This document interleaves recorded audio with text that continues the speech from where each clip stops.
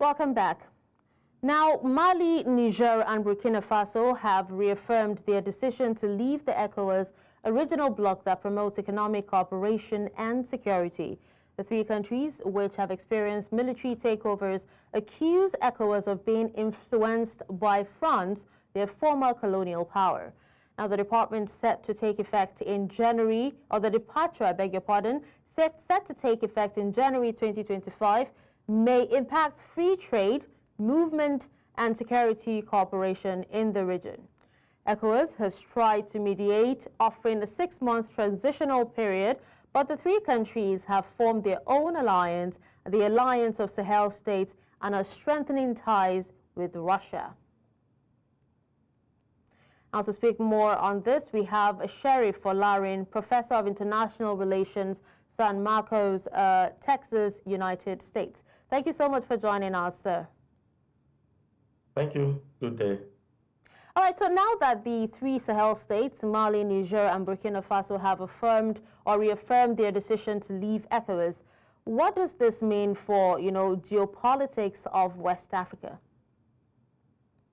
Well, let me start by saying that it's indeed a sad development that in our lifetime would have three states exiting the West African bloc, which started in 1975. It was spearheaded by Nigeria, led by General Yakubu Gowon, and Togo, led by General Nasingbe Yadema.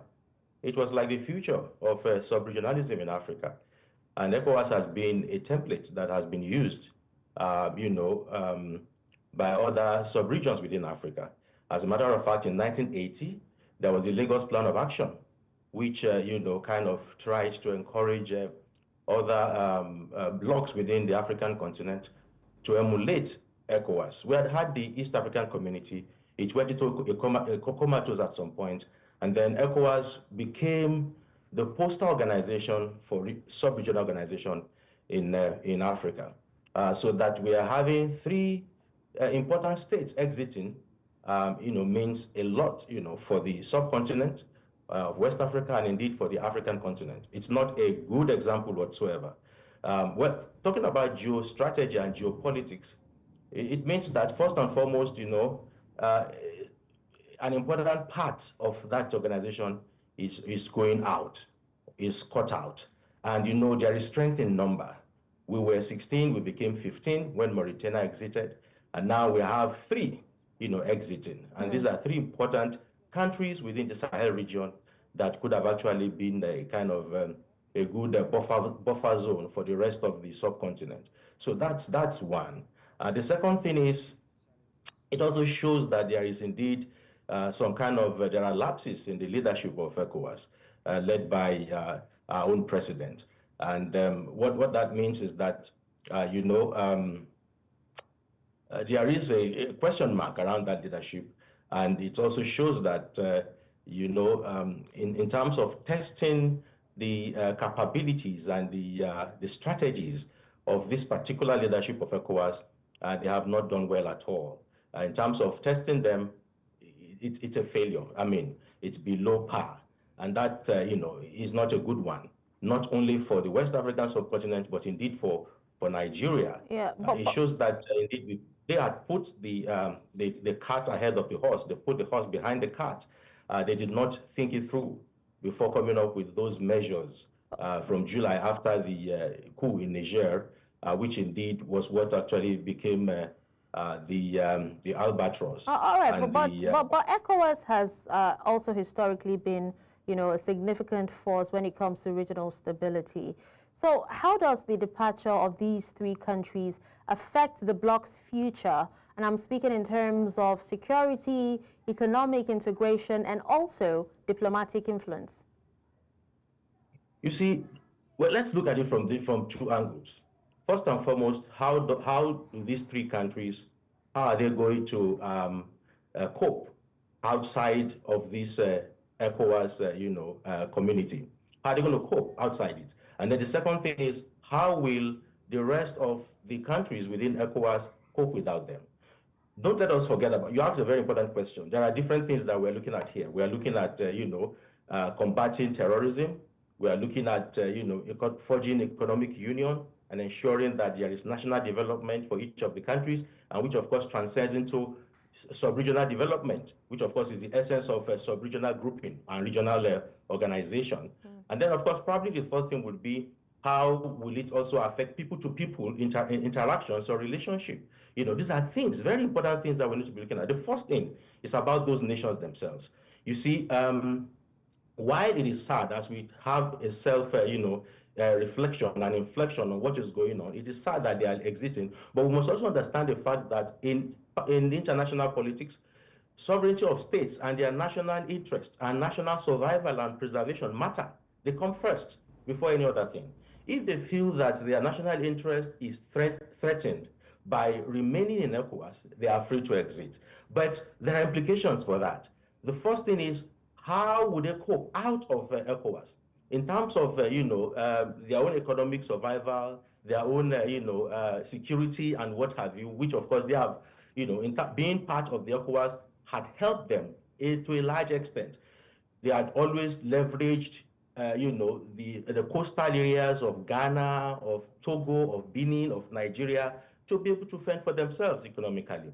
They had leveraged the kind of muscle, the military muscle, and indeed the diplomatic muscle of Nigeria, of Ghana, of Senegal, of Ivory Coast, to be able to also kind of have very strong bargaining platform for themselves diplomatically, as far as global politics is concerned. Now, they've also had that kind of relationship in terms of moving freely. There are people who move around from Burkina Faso to Ghana, from Mali to Guinea, from different Nigeria to Niger, and the rest of the Niger to Nigeria. All of those things are going to be altered. They are really going to be. There's going to be a lot of side effects. Repercussions will come, no doubt about that. But of course, along the line, they will be able. They will suffer in the beginning. They will pay, but they would have cost to play later. But of course, it's going to really affect them. Now, in terms of, okay, go ahead, please. Okay, so in terms of the rest of the countries, the 13 countries that are remaining, they've always needed these 3 countries. We should not always think that, the 3 countries needed the rest of the 13 more than the rest of the 13 had needed or would need, these 3 countries. No, the thing is that it's something that goes, the two need each other. It's mutual. And we've been fighting terrorism, and we know what the Sahel means to the rest of West Africa. We know what it means to Nigeria, to northern Nigeria. We know what it means to Togo, to Benin, to Ghana and the rest of them.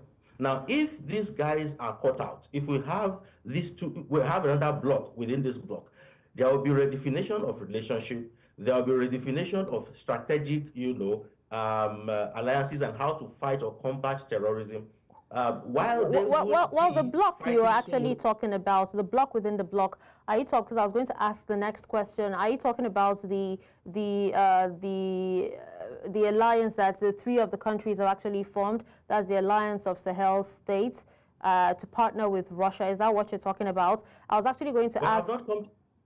I haven't gone to Russia yet. We're still going to look at that. Yeah, we will. We'll definitely look at Russia. So I want you to tell us how you assess, or how you think that, how you assess the potential of this new bloc. That's the alliance, of the Sahel states. Considering that, the combined military challenges that these 3 countries face from jihadist insurgencies.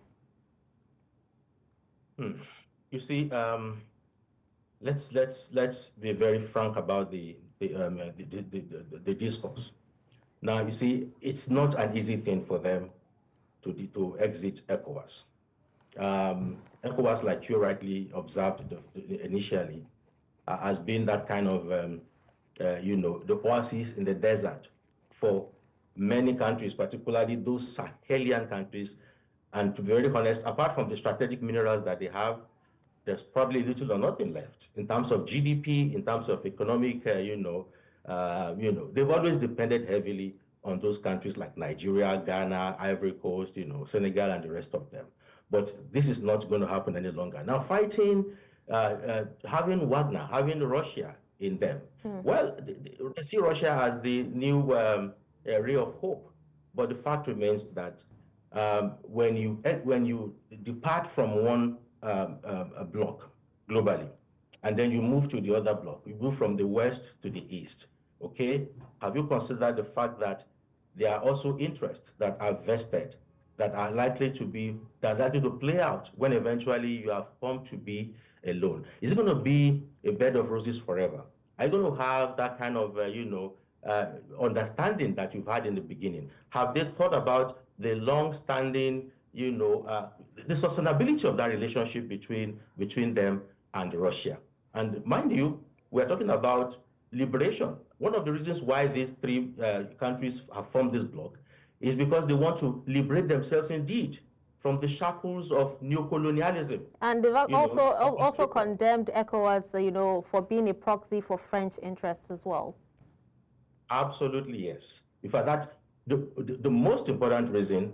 They overthrew these the democratic leadership in these countries to be able to set the people free from French neocolonial control. But ultimately, they are exiting ECOWAS because of the lack of trust that that they have toward that organization. They don't trust the leadership of ECOWAS. They don't trust the big guys in ECOWAS: Nigeria, Ghana, Ivory Coast, and even Togo, which was one of the founding members of the organization. They don't trust them, and the reason they don't trust them is simply because of the measure. One of the measures that they took then was that just a few days after the overthrow of President Bazoum in Niger, ECOWAS was already spitting fire. They were already talking about invasion, military invasion of their fellow country. After 7 days, if they refuse to reverse the political situation in Niger, I mean, that was putting the cart ahead of the horse. I mean, the diplomatic measures had not been fully explored, and they would not trust ECOWAS for that. That did not end there. After that, ECOWAS leaders began to have some kind of diplomatic meetings with countries like France. President Adolfo recently went to the United States, was having a conversation with the United States, and was talking about how Burkina Faso is becoming a thorn in their flesh, and how very ominous Burkina Faso had become. So all of this rhetoric, all of these actions, all of these measures between July 2023 and now, they have added up to such an extent that those three countries just felt they must be out of that organization. And that's exactly what has happened. And if we had had, like I said, we had had good leadership in ECOWAS, this would never have happened. But if you are quitting ECOWAS, yes, I understand that you should have a foreign power that should be, the kind of fulcrum for you. But can you totally trust Russia? Can you totally trust China? That's the question. Can you totally trust all of these countries that also have vested interest in them? Historically, they might have been helping African countries, particularly from the era of liberation struggles and all of that. But that doesn't mean that they do these things, just because they love you or they want you to really be free indeed. All right, now let's look at ECOWAS. They have actually previously threatened military intervention. When the military took over these three countries, so they threatened military intervention, and notably after the Niger coup, right? So looking at the situation, what are the realistic chances, of ECOWAS moving forward with this military intervention now that these three countries have reaffirmed that they would be leaving ECOWAS, next month? It would be foolhardy of ECOWAS to contemplate another military intervention. In fact, it should not even slip out of their mouth to mention anything like that. Because you see, that shows that the intent has always been to force them to remain within the organization that they no longer trust. I'm not happy personally that they are exiting, and I expressed that from the beginning, but you would not be talking about military intervention in the 21st century.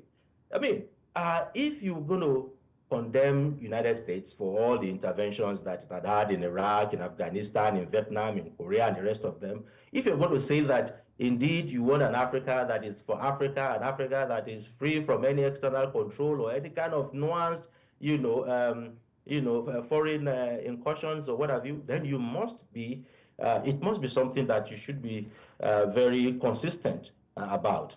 Now, you see, it was that very rhetoric, that measure in, I think, July or thereabout, 2023, that actually made, these three guys to kind of capitalize on that and say, look, we want to get out of this organization. We don't trust them any longer. Our President Bola Tinubu visited France recently. That is not going to make them, comfortable. So you see, while we keep saying we want you to remain, we want you to come back, we keep going behind. In fact, we're not going behind. We're making it very obvious that we are still negotiating with those that they really want to set themselves free from. Now, Nigeria is not just an ordinary country. Nigeria is the powerhouse of West Africa. Nigeria is influential, even though its influence has, is greatly gone down in Africa, but it's still very influential in West Africa and in Central Africa. And you know that is the empire of France, West and Central Africa. That is exactly what we call the French Empire during colonial times and even in colonial times. And now Nigeria, against all odds, is embracing France. And Nigeria is a neighbor of Niger. And we all knew what the president of Nigeria said, sometime after, on the platform of ECOWAS, that after 7 days, there might be a military, action. Those were the words. And going back to that simply means we are sending these guys away permanently. However, we must also step back a little and look at it. You see, these three guys, okay, Mr. Folarin, so sorry to cut you off, but we're running out of time. But in 1 minute, while we wrap up, Senegal's President Bassirou Diomaye Faye and Togo's President Farid Asimbe have also played roles, in mediation efforts, but to no avail. So what more can be done to resolve tensions between the junta governments and ECOWAS? You don't put Togolese president side by side with a Senegalese president. They don't trust Togo. They don't trust that country at all because of some of the things that happened in the last few months. Now, Faye of Senegal, yes, you can trust him. So why don't you find someone else who is now this guy had been part of them before, the president of Guinea, but somehow he's stepped back a little. Why don't you you put him in the front line? Let him be one of those that will lead in the negotiation with them because he was part of them. He stepped out eventually. So use people that are credible. ECOWAS needs to really think this thing through. They need to be more strategic and very intentional about bringing these guys back. But one thing I wanted to say before the other time is that it may not, their exit may not be permanent in the sense that nothing is permanent in life. The only thing consistent about life is that nothing is permanent. And it's the fact that this leadership will change in the future. They will not remain there forever. We might have another leadership that will have a reconsideration, and then we'll bring back these countries to ECOWAS. But for now, we don't know how long they are going to stay. So whatever it is, if you're going to follow diplomatic route, follow it through. And let it be that you are putting people that are really formidable, credible, and people that can be trusted in the front lines. You know what I mean by front lines? Yes. So those people that will be negotiating with these three countries, negotiating with these leaders who are so resolute about exiting. They made up their minds. They are military dictators, and their people are supporting them. They are very popular, in their countries. And whatever it is that whatever course they want to chart, the people are with them. So you need to put people that are really credible and formidable at the forefront. To negotiate. Definitely, Togolese president is out of it. He's not even a good example for. All right. Yeah. Well, thank you so much for an interesting conversation, Mr. Sheriff Folarin, Professor of International Relations, Texas, at San Marcos, Texas, United States. Texas State University. Yeah. Okay. We appreciate you for your time. Thank you.